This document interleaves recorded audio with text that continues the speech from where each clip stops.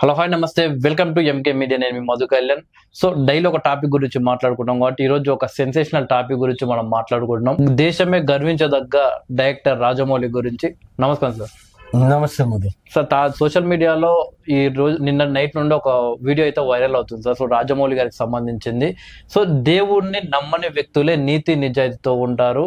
So నేను నా భార్య యాక్సిడెంట్కి గురైనప్పుడు కూడా నేను దేవుణ్ణి ఏం మొక్కోలేదు కోరుకోలేదు అని ఒక ఆయన అన్న మాటలు వైరల్ అవుతాయి. ఏది సార్ ఒక దిగ్గజం, ఇండియా దిగ్గజం, ఆయన ఇండియానే గొప్పగా చెప్పుకుంటుంది మా డైరెక్టర్ రాజమౌళి అని. సో అలాంటి వ్యక్తి నుండి అలాంటి మాటలు రావడం కారణం ఏంటి సార్?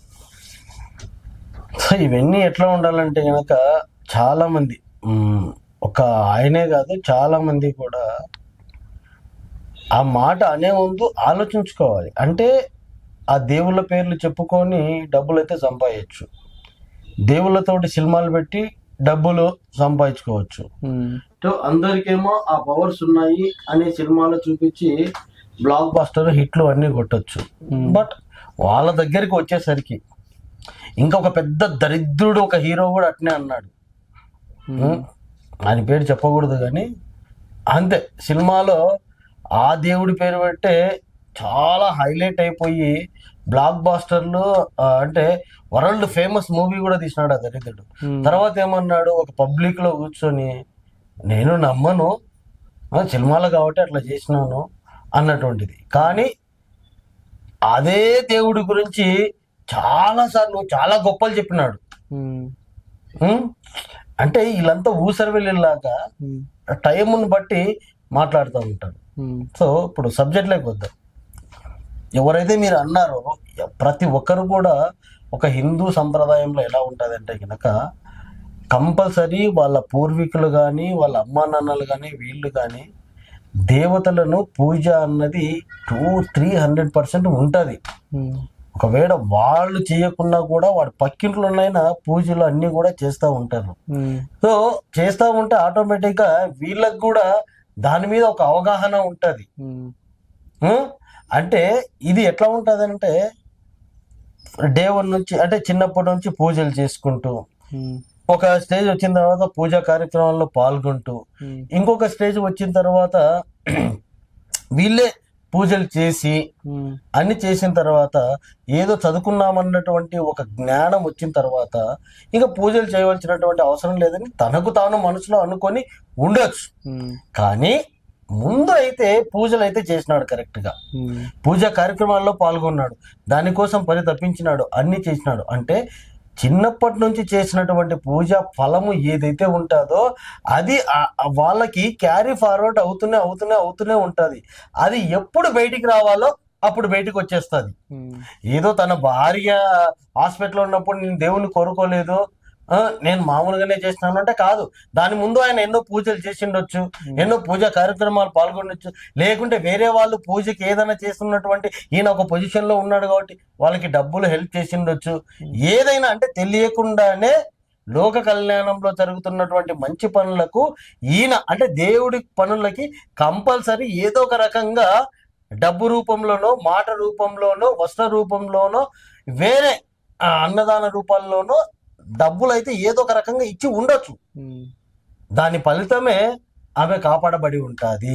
అంతేగాని ఆయనకి ఏదో ఒక స్టేజ్లో ఉన్నాను ఒక స్టేట్మెంట్ పాస్ చేస్తే అది ఇదవుతుంది అనుకుంటే అంతే. ఎవరైనా ఒక స్టేజ్లో ఉన్న వాళ్ళు అందరూ ఆర్జీవీలే ఇక్కడ. ఆయనకి ఇష్టం వచ్చినప్పుడు ఆయన ఒక స్టేట్మెంట్లు వదిలేస్తాడు, నీకు ఇష్టమైతే విను లేకుంటే నువ్వు నా వీడియో చూడకు అని చెప్పేస్తాడు. అంతే. నన్ను ఎందుకు విమర్శిస్తున్నావు అని కూడా అన్నాడు ఆర్జీవి. నువ్వు చూడొద్దు అంటాడు. అంతే. నువ్వు చూసినావు, ఎక్కించుకున్నావు కాబట్టి నీకు మెంటల్ ఎక్కింది కాబట్టి నన్ను తిరుగుతూ ఉన్నావు, నువ్వు చూడొద్దు అంటాడు. సో ఇక్కడ కూడా ఏంట్రా అంటే కనుక వాళ్ళకి తెలుసు, అన్నీ తెలుసు, ఏ మాట మాట్లాడితే ప్రజల్లోకి ఏ విధంగా పోతుంది అన్న విషయం తెలిసి మరి ఆయన ఈ మాట మాట్లాడింటాడు అన్నదే నా ఒపీనియన్. అంటే ఇప్పుడు ఆయన ఉద్దేశంలో దేవుణ్ణి నమ్మే వాళ్ళు నీతి నిజాయితీతో ఉండరనేనా సార్ ఆయన చేసిన వ్యాఖ్యలను గమనిస్తే? మీరు అంటున్నారు నీతి, ఇప్పుడు నీతి నిజాయితీకి దేవుడికి సంబంధం లేదు, అది అనవసరమైనటువంటి ఒక అడ్డగోలు స్టేట్మెంట్ అన్నట్టు. అసలు ఇప్పుడు నీతి నిజాయితీ అన్నది ఎక్కడి నుంచి వస్తుంది? నువ్వు ఉన్న స్థితిని బట్టి వస్తుంది. ఇప్పుడు నేనున్నాను, నాకు జ్వరం వచ్చేటది, నాకు ఏదో ఒక పొజిషన్ లో ఉన్నాను, వేరే వాడు వచ్చి అడుక్కునేటోడు వచ్చేస్తాడు, నేనే ఏడ్చుకుంటా ఉన్నాను. నా లోపల ఎంత చేయాలనుకున్నా నా దగ్గర ఓపిక లేదు. ఓపిక లేనప్పుడు వెళ్ళావమ్మా వెళ్ళు అని చెప్పేస్తాను నేను. అంటే కోపంగానే అంటారు, సీరియస్ గా అంటే ఆ కోపం నాలో మామూలుగా ఉన్నప్పుడు లేదు. లేనప్పుడు నేను అన్నాను, సో పలానా వాడు ఇలా అన్నాడు, ఇది అన్నాడు అంటే అది ఎట్లా అంటే నా నీతి ఇక్కడ నేను జ్వరంతో నన్ను నేను రక్షించుకునే క్రమంలోనే ఉన్నాను. వేరే వాళ్ళ డబ్బులు అడిగితే ఇవ్వలేను, నా దగ్గర డబ్బులు ఉన్నా ఇవ్వలేని స్థితిలో ఉన్నాను కాబట్టి అది. సో ఇది కూడా అంటే అది సిచ్యువేషన్ బట్టి మారదా తప్పితే కనుక దేవుళ్ళని చేసిన వాళ్ళు నీతి నిజాయితీ ఉన్నారంటే హైలీ ఇంపాసిబుల్. సార్ ఇప్పుడు మరి వీళ్ళు దేవుణ్ణి నమ్మని వాళ్ళు వీళ్ళ సినిమా స్టార్ట్ చేసినప్పుడు ఎందుకు పూజా కార్యక్రమం స్టార్ట్ చేస్తారు? అంతే అంటే అంటే ఇంకా మనము గొప్పలు కాబట్టి మనం ఏం మాట్లాడకూడదు. ఏమన్నా మాట్లాడితే కనుక వీళ్ళు మళ్ళీ గీసులు అది వాళ్ళకి అన్ని తెలుసు, వాళ్ళకి అన్ని తెలిసి స్టేట్మెంట్ అట్లా పాస్ అంటే పబ్లిక్ లోకి ఒక అటెన్షన్ రావడానికి, వాళ్ళని మర్చిపోతుంటే కనుక వాళ్ళని వాళ్ళ సైడ్ తిప్పుకోవడానికి, లైక్ ఆర్జీవి అంతే. ఇప్పుడు రాజమౌళి అంటే దేశం గర్వించదగ్గ డైరెక్టర్ అని అందరం గర్వంగా చెప్పుకుంటాం కదా సార్. సో అలాంటి వ్యక్తులు ఎందుకు ఇలా నోట్ చేస్తుంటారు సార్? అంటే అనవసరమైన విషయాలు ఎందుకు వేలు పెడుతుంటారు?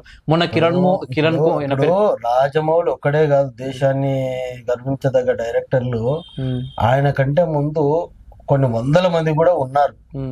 తెలుగులో one of the best director అని మనం అనుకుంటున్నాం అంతే. ఎందుకంటే ఎవరు తీయలేనటువంటి, ఎవరు గ్రాఫిక్స్ పెట్టలేనటువంటి మూవీ తీసినాడు కాబట్టి. అలాంటివి కూడా వేరే వాళ్ళు తీసినారు, తీయలేదని కాదు. బట్ ఒకటి హిట్ ఒకటి ఫట్ అవుతా ఉంటది.